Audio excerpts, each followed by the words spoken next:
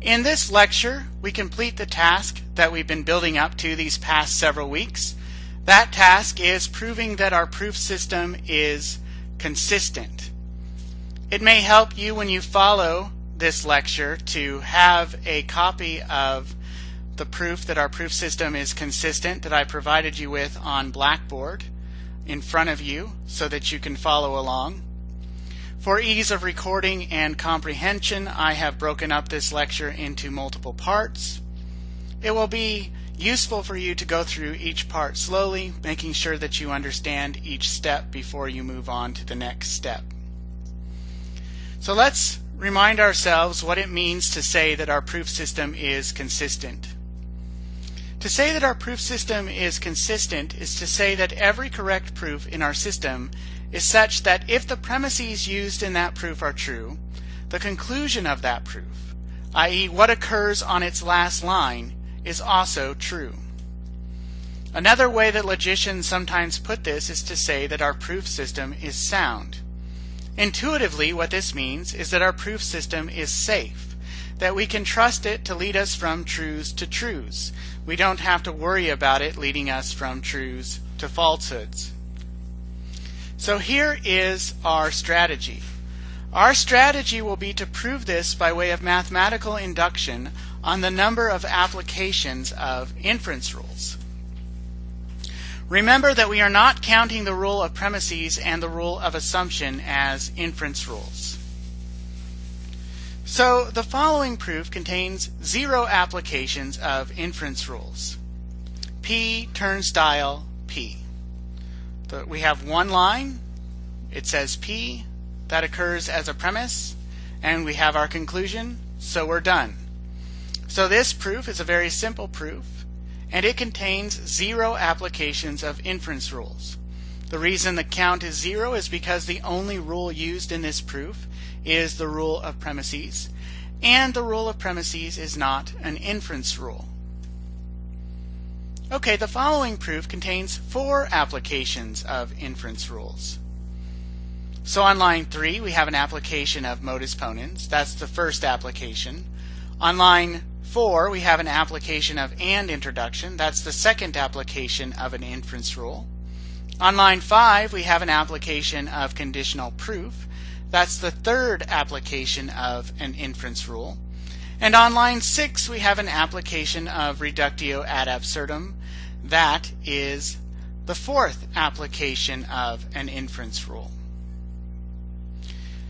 Notice that we do not count the application of the rule of premises on line 1 as an application of an inference rule. We also don't count the application of the rule of assumption on line 2 as an application of an inference rule. We don't count them because the rule of premises and the rule of assumption are not inference rules. Okay, so our strategy is going to be to prove that our conclusion holds, that our system is consistent, by means of mathematical induction on the number of applications of inference rules. So let's go ahead and begin with the base case. Suppose we have a correct proof that contains 0 applications of inference rules. Since a correct proof can't end on a line that contains an assumption, and no inference rules have been applied, the last line of this proof must be a line that contains a premise. But obviously, if the premises are true, and what occurs on the last line is a premise, what occurs on the last line is true. So this is the proof of our base case. Convince yourself that this proof is correct before you move on. Okay, now let's formulate our inductive hypothesis. The inductive hypothesis will be this. For some arbitrarily chosen integer n, every correct proof in our system that contains n or less applications of our inference rules is such that if the premises used in that proof are true, the conclusion of that proof, i.e. what occurs on its last line, is true. So here is our inductive hypothesis. And given our inductive hypothesis, our We'll start out the rest of our proof by mathematical induction as follows. Assume that the inductive hypothesis is true and that we are considering a correct proof that contains n+1 applications of our inference rules.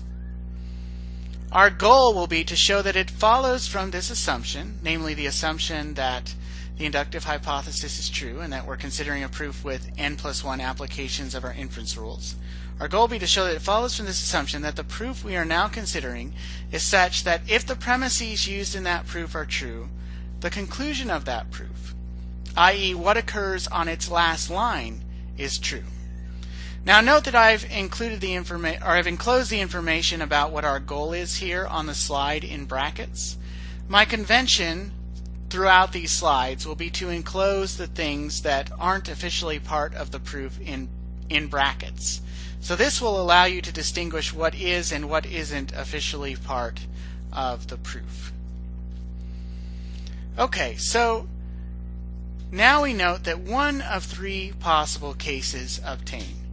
Either what occurs on the last line of our proof is a premise, the last line is derived by one of our rules other than conditional proof, or the last line is derived by means of conditional proof.